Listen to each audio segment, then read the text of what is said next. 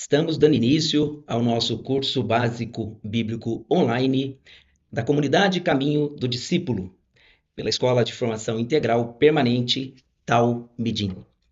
Eu me chamo Carlos Rodolfo, mais conhecido como Carlinhos, faço pastoral na Catedral de São Dimas com formação bíblica. A minha formação é pós-graduação em Teologia Bíblica. Hoje nós vamos tratar do tema Introdução Geral à Sagrada Escritura.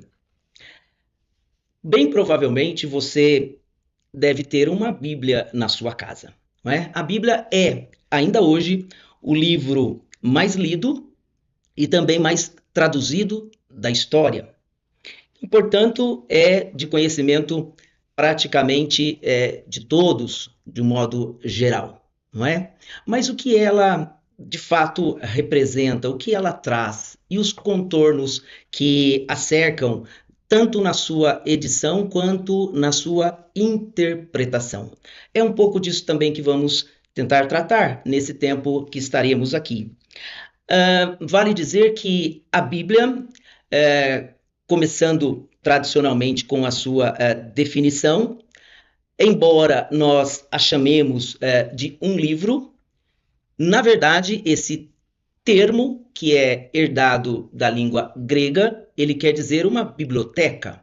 Portanto, a Bíblia, na verdade, é uma coleção literária de livros que, para os cristãos e para os judeus, em determinada medida, são considerados sagrados. Não é? Então, este livro que fascina tantas pessoas e move, evidentemente, praticamente nações e o mundo todo, ele traz para nós muito mais do que meras informações. Mas como, de uma certa maneira, tirar maior proveito disso? Conhecendo melhor toda a sua etapa formativa e a sua também finalidade e a intenção pela qual ele foi escrito e nos deixado como testemunho. Primeiramente, antes de abrirmos as Sagradas Escrituras, de irmos, logicamente, ao texto e folheá-lo, é preciso que nós tratemos de alguns contornos desta obra literária e espiritual. A Bíblia, ela, no seu processo formativo, na sua elaboração, ela passa, por exemplo, por uma variedade de línguas. Nós temos textos do hebraico, textos que fizeram parte, no seu início, em aramaico, podemos dizer que, inclusive, em latim, porque São Jerônimo, depois que vai traduzir, a pedido do Papa da época, a Bíblia, ele vai traduzir para o latim. E, evidentemente, depois o grego, né? Onde todo o Novo Testamento, originalmente, ele foi, então, escrito neste idioma. Evidentemente, teremos oportunidade de tratar disso mais aprofundadamente em outros encontros que tivermos. Mas vale a pena dizer, então, que este livro, esta obra, ela é uma obra de muitas mãos. Vários autores são evidentemente, os grandes construtores desta obra que nós estamos tratando. Mas para que tenhamos, assim, a título de exemplo, ainda que nós tenhamos um único livro dentro da Bíblia ou da Sagrada Escritura, ele pode ter a sua autoria atribuída a mais de um autor. O livro do profeta Isaías é o grande exemplo que nós tomamos. Embora nós denominemos livro do profeta Isaías, nós sabemos que, na verdade, 3 foram os autores que receberam essa denominação para que este livro fosse composto. Portanto, o que temos é um livro que, em 3 partes, nós temos autores distintos.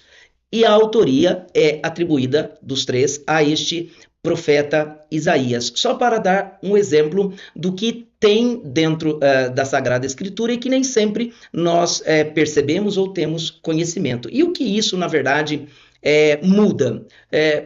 Principalmente quando nós queremos buscar um sentido mais profundo desta leitura. E já adiantamos também para você que a Bíblia, fundamentalmente, ela teria 2 naturezas de leitura. Uma natureza um pouco mais acadêmica, vamos dizer assim, feita através do que chamamos da exegese, e temos a leitura espiritual.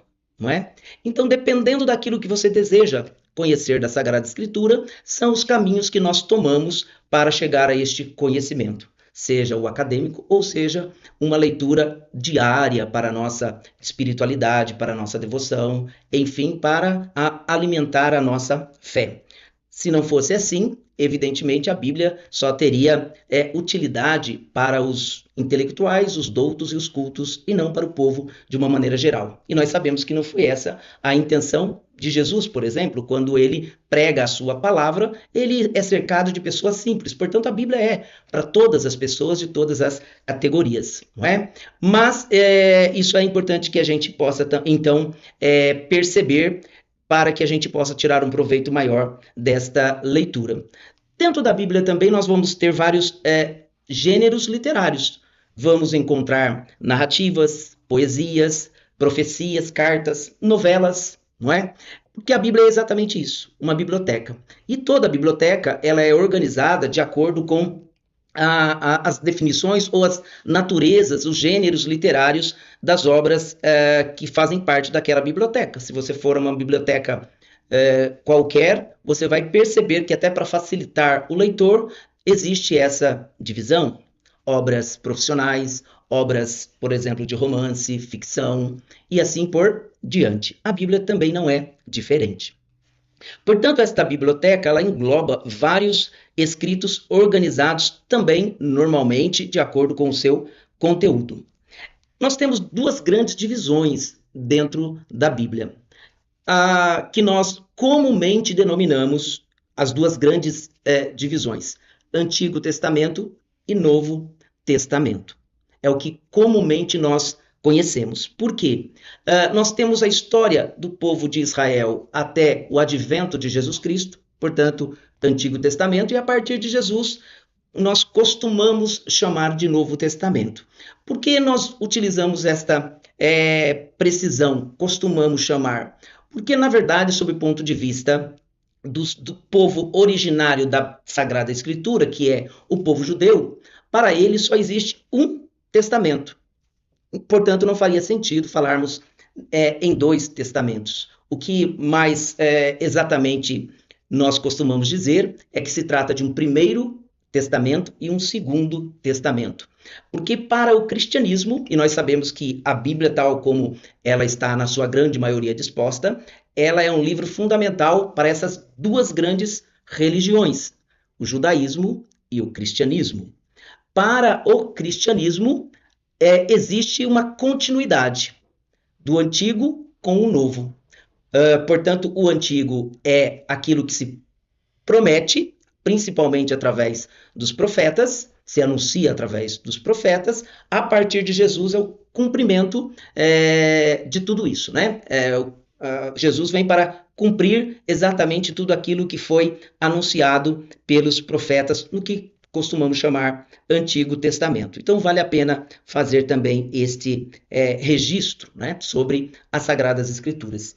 Um outro nome que, como já até utilizamos aqui para a Bíblia, é exatamente esse, Sagrada Escritura. Sagrada por quê? Porque para aqueles que creem, esta palavra ela tem também uma natureza divina. É palavra de Deus, escrita por homens na linguagem humana, mas ela é inspirada.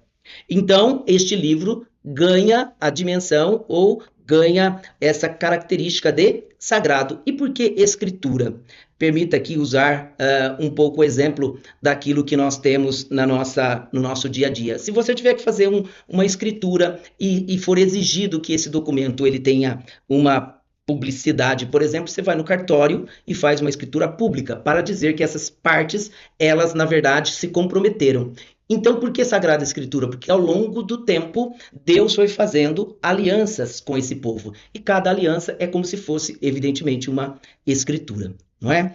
Depois também nós temos que tomar um pouco de conhecimento sobre os contextos históricos que envolvem as Sagradas Escrituras ou a Bíblia.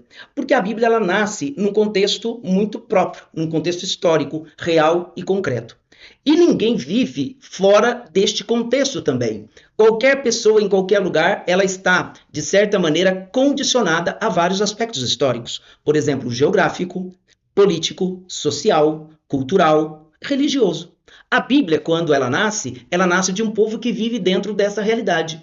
Se olharmos um pouco a história bíblica, vamos perceber que várias regiões fazem parte da sua narrativa, ou pelo menos regiões onde esse povo ele percorreu: Mesopotâmia, Canaã, Egito, Assíria, Babilônia, Roma.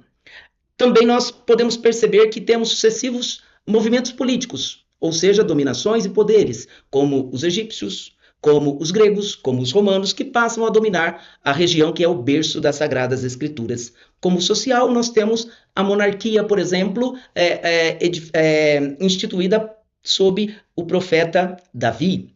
E esta é uma influência de povos que viviam também naquela época. Então, Israel, o povo da Bíblia, ele não inventa a monarquia, mas ele que, na verdade, traz para dentro da sua realidade esta forma de governo. E isso acaba influenciando também. Assim como também a questão das línguas, né? Já dissemos aqui, o grego, o hebraico, qualquer cultura, principalmente hoje, nós podemos perceber isso muito nitidamente. Somos brasileiros, falamos português, mas quanto do inglês nós sofremos influência.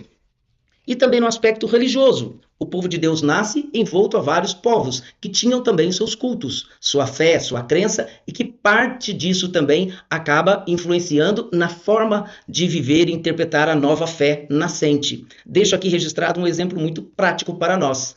Não é? O sacrifício de Isaque, que é narrado no livro do Gênesis, nos mostra claramente isso. Quando Deus pede o sacrifício de Isaque, Abraão, como sem mostrar nenhuma objeção ou resistência, vai sacrificar o filho único. Não parece contraditório?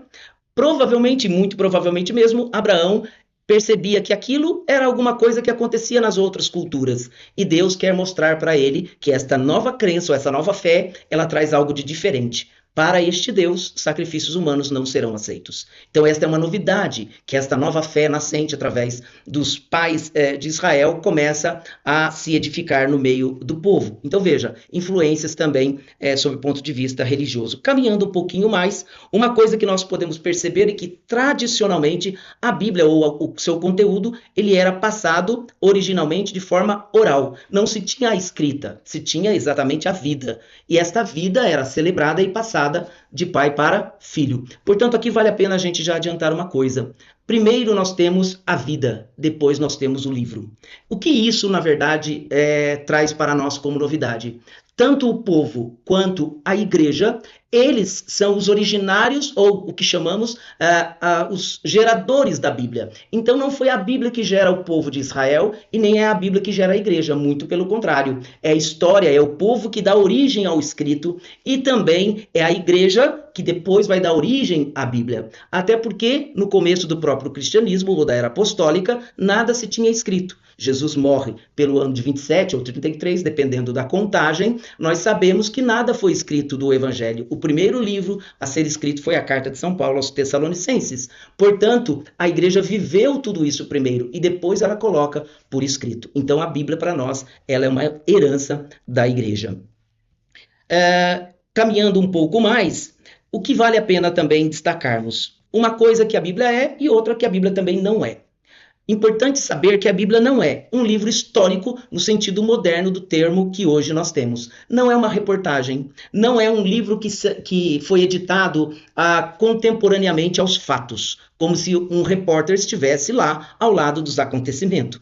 As coisas foram acontecendo, o povo que foi interpelado por Deus à luz da sua fé, vendo esses acontecimentos, ele tira lições para si. E esta lição, essa história, ela se torna sagrada. Por isso é Bíblia Sagrada. O povo conta a sua história, porque ele crê que dentro dessa história comum existe algo de sagrado, existe a vontade de Deus, existe o plano de Deus. Portanto, nós não podemos usar a Sagrada Escritura ou a Bíblia para comprovação histórico-científica. Isso é de outra matriz, digamos, científica, não da Bíblia. Embora a Bíblia possa sofrer análise sob o ponto de vista da ciência. Por exemplo, através dos métodos de interpretação. O método histórico crítico é um que vai usar muito essa questão do contexto histórico, mas não é essa a intenção primeira das Sagradas Escrituras. Portanto, se formos à Bíblia e tivermos alguma discordância sob o ponto de vista histórico, isso não significa que a Bíblia tenha erro, porque não é essa a intenção dela. Ela quer nos levar a outra finalidade. Também não é um manual de ciência, como se a gente quisesse descobrir como o mundo, por exemplo, foi criado. Veja, até hoje estamos ainda às voltas de tudo isso, né? Mas é o campo da ciência. Agora, vale dizer que, por causa disso, o fato de crermos na Bíblia, não vamos dispensar a ciência. Aliás, para nós que buscamos conhecer e crescer, se faz necessário nunca perder de vista essas duas dimensões, a razão e a fé. Portanto, juntando essas duas grandes faculdades, é que nós conseguimos um conhecimento maior de Deus, da sua palavra e da sua vontade. Aqui, inclusive, deixo como sugestão para você que quiser aprofundar esse tema ou esse pensamento, a carta de São João Paulo II, Fides et Ratio, ou seja, fé e razão. Ele trata muito bem sobre esses dois aspectos que eu tenho certeza vai ser de grande valia para você. Continuando, já indo um pouco para o nosso ponto final, então se a Bíblia não é isso, o que de fato ela é? A Bíblia é, acima de tudo, a literatura de um povo. Ela deixa registrado a herança que esse povo tem da sua história à luz da sua fé, vivida nesta relação com esse Deus vivo, único e verdadeiro. Também é um testemunho de uma história vivida num determinado momento da história. Deus entra na história. E onde é que nós podemos perceber isso? Principalmente quando nós tratamos da Bíblia cristã, para fazer uma diferenciação da Bíblia judaica, a encarnação de Jesus Cristo. O Deus eterno e todo-poderoso, ele entra na história. O eterno se faz presente no tempo. Portanto, essa história, ela acontece aqui, acontece hoje, como nós vemos várias vezes o Evangelho de Lucas ressaltar o hoje de Deus que acontece. Hoje entrou a salvação nessa casa, hoje estarás comigo no paraíso, é hoje que acontece a história da salvação. Portanto, a Bíblia assim é considerada um livro sagrado, porque Deus, através dela, forma e ensina o seu povo em vista dessa finalidade. Qual é a finalidade? Alcançar a salvação que vai ser trazida por Jesus, como diz muito bem São Paulo na sua carta aos Gálatas, na plenitude dos tempos. O Evangelho de São João também vai nos dar essa finalidade.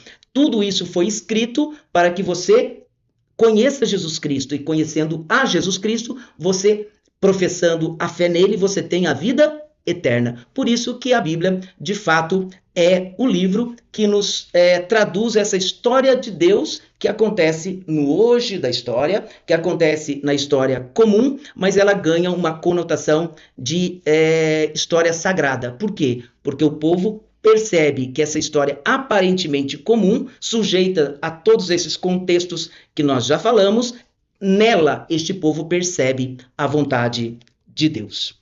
Portanto, é importante nunca perder de vista que, ao entrarmos em contato com as Sagradas Escrituras ou com a Bíblia, embora nós possamos, inclusive, aplicar a esse estudo todos os outros métodos de interpretação bíblica, inclusive, como dissemos, o mais conhecido histórico crítico, nós temos que buscar na Bíblia muito mais do que a sua literalidade. Nós buscamos a intenção do autor sagrado, ou seja, muito mais do que o que ele escreveu, é o que ele quis transmitir, a mensagem final do autor, porque na verdade é isso que fica para todos nós, não é? Porque a Bíblia vai encontrar outros povos, outras culturas, outras linguagens, mas a sua mensagem fundamental é o que ela tem que alcançar os corações. Portanto, meus caros, nós podemos dizer então que essa intenção do autor é a finalidade fundamental da Sagrada Escritura. E embora nós tenhamos vários livros, vale dizer também que esta palavra ou esta Bíblia, ela só traz uma mensagem, a palavra de Deus. Portanto, todos os livros que nós temos nas Sagradas Escrituras, eles apontam para a pessoa de Jesus Cristo, para o mistério do Verbo, que se encarna, que morre, ressuscita e que novamente virá para completar toda a obra da salvação, que hoje, na verdade, é historicamente concretizada e mantida pela ação do Espírito Santo de Deus no mundo. Portanto, essa história sagrada que se desenvolve na história humana, ela vai alcançar esse objetivo, como dissemos, com a encarnação de Deus. Portanto, o Deus invisível do Gênesis se torna visível para nós. tão bem descrito no prólogo do Evangelho de São João. O Verbo divino se fez carne e habitou entre nós. Quando formos às Sagradas Escrituras, nós podemos levar todos esses condicionamentos, e é bom que tenhamos isso em mente. Mas mais do que tudo, nós temos que perceber que ela nos quer levar ao encontro com uma pessoa, a pessoa do Cristo, o Filho de Deus, que nos dá a salvação. Espero que você possa aproveitar bem essas primeiras impressões que tratamos aqui sobre as Sagradas Escrituras, para que a gente possa, conhecendo a Palavra de Deus, crer mais e melhor, e crescer na graça e no conhecimento do Senhor. Fiquem com Deus.